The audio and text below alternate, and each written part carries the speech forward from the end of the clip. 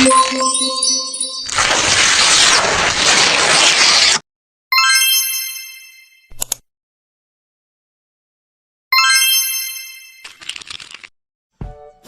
pembahasan kita yaitu pengertian ESDAL, fungsi lingkungan, instrumen valuasi ekonomi, dampak kerusakan lingkungan, dan manfaat ekonomi sumber daya alam dan lingkungan. Pengertian ESDAL sendiri yaitu ilmu yang mempelajari kegiatan manusia dalam memanfaatkan lingkungan sebaik mungkin atau bahkan dapat ditingkatkan dalam penggunaan jangka panjang.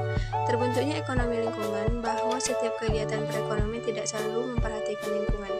Maka diperlukan adanya ekonomi sumber daya lingkungan dengan tujuan memaksimalkan lingkungan sekitar sehingga dapat memberikan manfaat bagi kehidupan. Pengertian lingkungan. Lingkungan adalah kombinasi antara kondisi fisik yang mencakup keadaan sumber daya alam seperti tanah, air, energi surya, mineral, serta flora ataupun fauna yang tumbuh di atas tanah maupun di dalam lautan dengan kelembagaan yang meliputi ciptaan manusia seperti keputusan bagaimana menggunakan lingkungan fisik tersebut.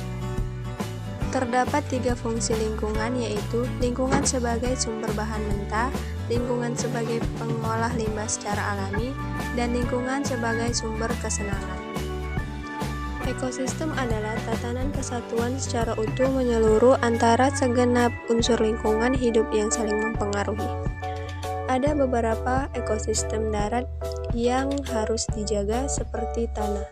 Tanah adalah bagian kerak bumi yang tersusun dari mineral dan bahan organik. Sungai adalah aliran air di permukaan dasar dan berbentuk memanjang yang mengalir secara terus-menerus dari hulu ke hilir. Selanjutnya yaitu lahan sawah. Adalah tanah yang digarap dan diairi untuk tempat menanam padi bagi para petani. Dan yang terakhir adalah udara. Udara merujuk kepada campuran gas yang terdapat pada permukaan bumi. Udara tidak tampak mata, tidak berbau dan tidak ada rasanya, namun sangat bermanfaat bagi kehidupan. Pembahasan selanjutnya yaitu mengenai valuasi ekonomi. Valuasi ekonomi adalah sebuah upaya untuk memberikan nilai kuantitatif terhadap barang dan jasa yang dihasilkan oleh sumber daya alam lingkungan, terlepas dari apakah nilai pasar tersedia barang dan jasa tersebut. Terdapat beberapa tujuan valuasi ekonomi. Yang pertama, menentukan nilai ekonomi total dari suatu ESDAL yang berada dalam suatu kawasan ekosistem tersebut. Kedua, menentukan nilai jasa lingkungan tertentu dari suatu ekosistem atau sumber daya alam dan lingkungan. Ketiga, menentukan nilai kerusakan lingkungan dengan tujuan menentukan nilai ganti rugi. Keempat, menentukan nilai dampak lingkungan dari suatu kegiatan pembangunan. Kelima, menentukan nilai lingkungan atau kerusakan lingkungan, nilai sumber daya alam, lingkungan, dan lain-lain dengan tujuan menyusun neraca sumber daya alam dan lingkungan. Dan yang terakhir adalah untuk menyusun PDRB hijau atau Green PDRB. Pembahasan selanjutnya yaitu nilai ekonomi sumber daya alam dan lingkungan. Yang pertama, jumlah maksimum seseorang ingin atau rela atau tidak keberatan mengorbankan barang dan jasa demi mendapatkan barang dan jasa lain atau BTP.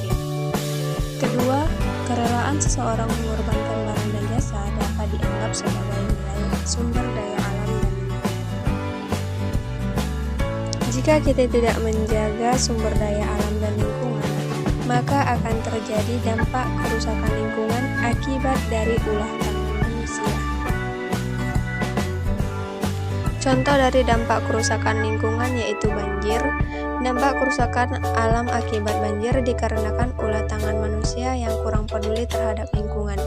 Banjir biasanya disebabkan oleh sampah menggunung di sungai yang menjadikan aliran sungai tidak lancar, dan banyaknya pemukiman di sekitar sungai yang menjadikan aliran sungai juga terhambat.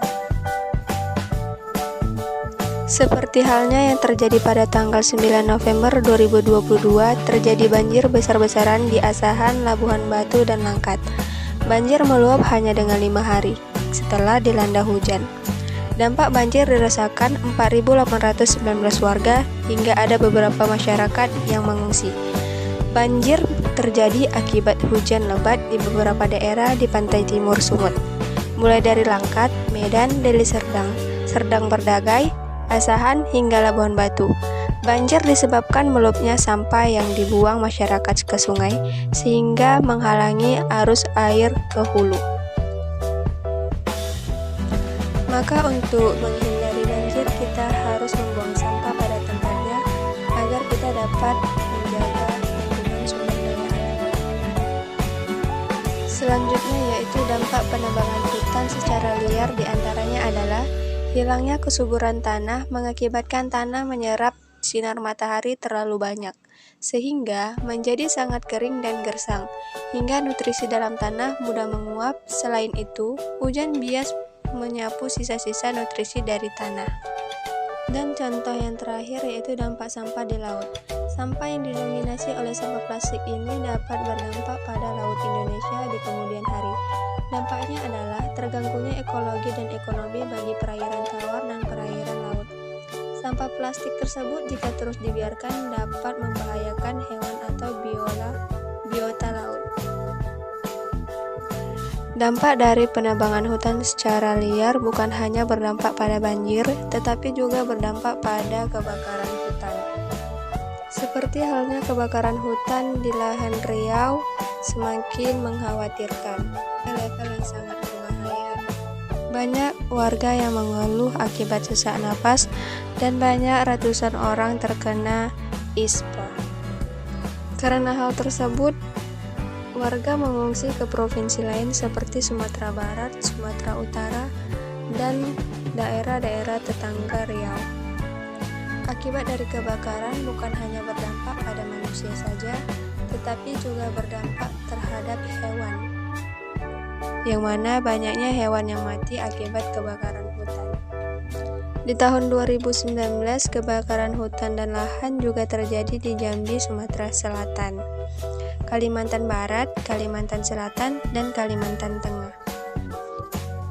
Pada saat itu, Menteri Lingkungan Hidup mengaku telah menyegel perusahaan-perusahaan yang terlibat dalam pembakaran hutan dan lahan, termasuk 3 perusahaan Malaysia.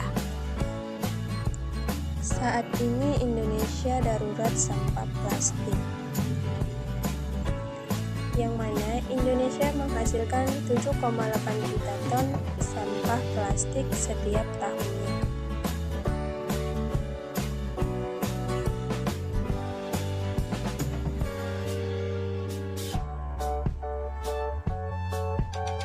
%85 sampah plastik tidak dikelola dengan benar. 83% sampah plastik bocor ke dalam laut. Tahun 2050 mendatang lebih banyak sampah plastik daripada ikan di lautan. Maka sekarang saatnya lakukan perubahan untuk Indonesia.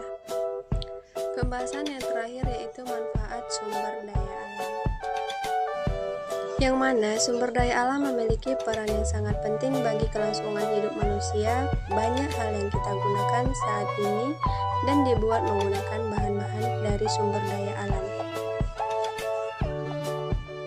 1. Sumber energi dan bahan bakar sumber daya yang umum dimanfaatkan adalah minyak bumi dan gas alam. 2. Pembangkit listrik seperti air, panas bumi, sinar matahari. 3. Memenuhi kebutuhan pangan manusia seperti hewan, ternak, dan tumbuhan. Selanjutnya, kebutuhan tempat tinggal yaitu pohon yang dijadikan kusen atau perebutan rumah tangga. Keenam, penyuplai oksigen yaitu tumbuhan. Dan yang terakhir adalah cadangan devisa negara, contohnya seperti hasil tambang. Pemanfaatan sumber daya alam seperti halnya tempat wisata. Manfaat sumber daya alam air terjun Exijorni dijadikan sebagai objek wisata untuk tujuan lebih mengenal daerah Tapanuli Selatan.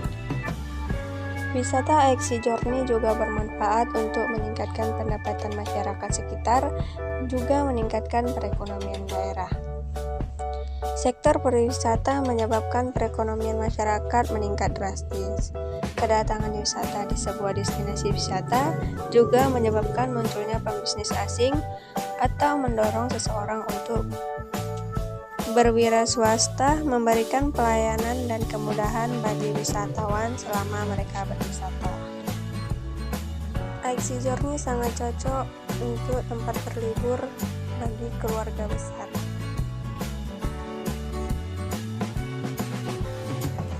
Wisata alam Provinsi Sumatera Utara memang tidak ada habisnya, karena selalu saja ada destinasi baru yang muncul yang keindahannya sangat memukau tidak kalah dengan destinasi yang lain. Salah satunya adalah Pulau Kalimantung yang terletak di Kabupaten Tapanuli Tengah. Pulau Kalimantung dikelilingi oleh pulau-pulau yang kecil. Hal menarik dari Pulau Kalimantung yaitu suasana pulau yang sunyi yang membuat sensasi kita dirasakan seperti memiliki pulau pribadi, sehingga pulau ini sangat cocok menjadi pilihan yang tepat untuk menenangkan diri. Selain keindahan di permukaan laut, yaitu keindahan pantainya, Pulau Kalimantung juga memiliki keindahan di dasar lautnya, yaitu terdapat berbagai jenis ikan.